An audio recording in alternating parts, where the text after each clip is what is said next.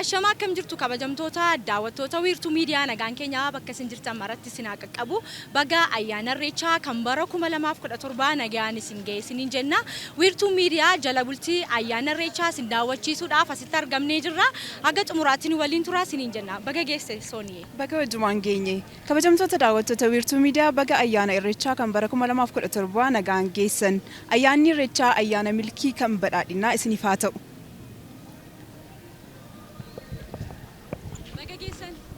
Baga walumaan ga'e. Akkam ayyaanni jala bultiin ayyaana irreechaa? Tole jala bultiin ayyaana irreechaa baay'ee namatti tola. Uummata Oromoo bakka tokkotti arganii akkasitti wajjiniin gammachuu ibsachuun tokkummaa isaanii ibsachuun baay'ee namatti tola. Baay'ee itti gammadeera. Eessarraa dhuftan? Ani asuma maqaan koo Tolaa Boorriin jedhama. Asuma jiraata magaalaa Finfinneeti. Waliin gareedhaan dhuftan moo qofaa keeti? Tole akkuma beekamu ijoolleen kunniin hiriyoota keenya jalqabumarraa qabee qophii cimaa gochaa turre. Akkuma yaadnetti immoo nu milkaa'eera. Tokkummaadhaan asitti argamnee uffata wal fakkaatuun tokkummaa Oromoo ibsachaa irraa jechuudha. Akkam immoo kan bara darbeetiif kan baroota darbaniitiif bara kanaa yoo wal bira qabdeetiin hin ilaaltu maaltu adda isa taasisa? Akkuma beekamu ayyaanni irreechaa yoomiyyuu gituma wal fakkaataadhaan kabajama. Haa ta'u malee uummanni Oromoo bara kana haala gaariin kabajaa jiru baay'ee nutti toleera. Tole galatooma isin. Eshi walaa barrume eenyu jedhamtaa eessarraa dhufte? Maqaan koo Amaanuel Abdiisaan jedhama. Asuma magaalaa Finfinnee jiraadha. Ayyaanni irreechaa akkam immoo jala bultiin ayyaana irreechaa? Baay'ee namatti tola. Akkuma nu agartan shaashambaa gochaa jirra. Babbareechaa jirra. Finfinnee miila tokkoon dhaabaa jirra. Baay'ee namatti tola. Hiriyoonni keenya walitti taanee uffata gosa tokko uffannee babbareeneetti baanee jirra. Kabajaa jirra jechuudha. Isa booriidhaaf qophaa'aa jirra. Isa bara darbeetii fi isa bara kanaa wanti adda isa taasisu maaltu jira jettee yaaddaati? Akka carraa ta'ee ani kan jalqabaati. Bara dhufee hin beeku.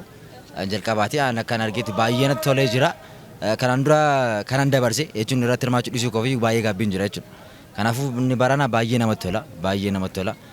Dabarsaa jira ijoollee hiriyoota keenya wajjin jechuudha. Tole galatooma. Galatooma.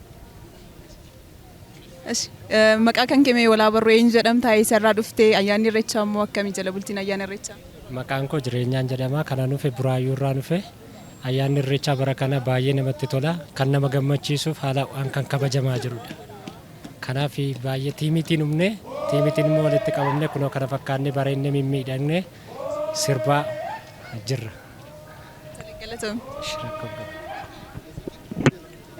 Tole mee baga ayyaana irreechaa kan bara 2017 nagaan geesse eenyu jedhamta?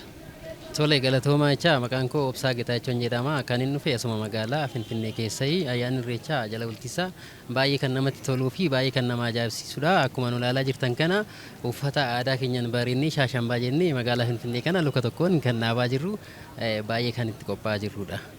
Kan bara darbeetirraa immoo kan baranaa wal bira qabiitiin hin ilaaliti. Akkamitti ilaalta jala bultiin isaa maal fakkaata?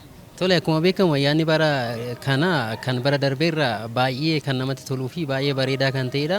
Keessumaa haalli qeerroon bara kanaatti qophaa'ee uffata aadaatiin faayamee kan bara darbeerra itti miidhagee argamee fi akkaataan isaan tokkummaadhaan uffataalee aadaa garaagaraa kan godinaalee garaagaraa uffatanii itti argaman kan bara darbeerra kan baay'ee adda isa godhuu fi kan baay'ee namatti toludha jechuudha.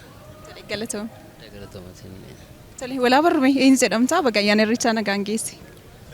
Baga wajjumaan geenye maqaan koo Abrahaam Iyyaasuu jedhama. Kanan jiraadhu asuma magaalaa Finfinneeti. Jala bultiin ayyaana irreechaa baay'ee kan namatti toluu fi hawwataadha. Akkuma argitanii Oromoon kutaalee garaagaraa irraa walitti dhufee uffata godinaalee garaagaraa shubbisa waan garaagaraatu jira. Innaa baay'ee si tola. Seermoniin isaa immoo kabara darbeerraa wanti adda isa taasisu tokkummaadha. Baay'innas namoonni baay'een dhufanii asitti irratti hirmaataa jiru. Konsortoota garaagaraatu jiraa fi lakkoofsi namaa isa bara darbeera asitti xiqqoo hir'ate malee baay'ee namatti tola. Waan baay'ee namatti toluu fi waan baay'ee nama bashannansiisudha irreechi.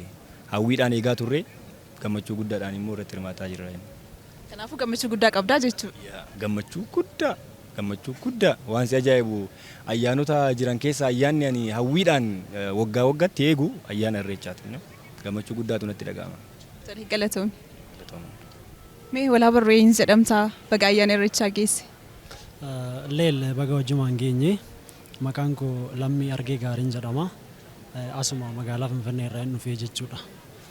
Kanan dhufes immoo jala bultii ayyaana irreechaatii fi jala bultiin ayyaana irreechaa kun akkuma argitan akkuma beekamu bifa ho'aa ta'een sabaa fi sablammoonni garaagaraa akkasumas uummanni Oromoo kutaalee garaagaraa keessa jiran ayyaana kana kabajuuf waan silaatii hawwiin eegaa turre sanii galgala kana asitti jala bultii isaati irratti argamnaa jechuudha.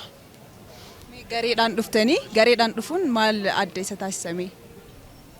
Akkuma mul'atu kutaalee Oromiyaa garaagaraa irraa warri dhufan gareedhaan dhufanii gareen dhufuun kun immoo tokkoffaan tokkummaadha.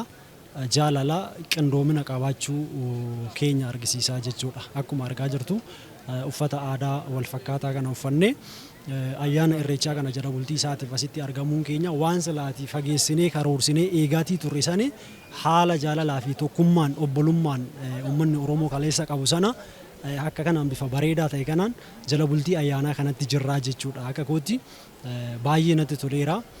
Akkuma isin argitan kana uffata aadaatiin faayamnee waan silaatii egereen uummata kanaa ayyaanni uummanni Oromoo bal'aan qabu keessa inni guddaa fi inni beekamaan ayyaana irreechaati jechuudha.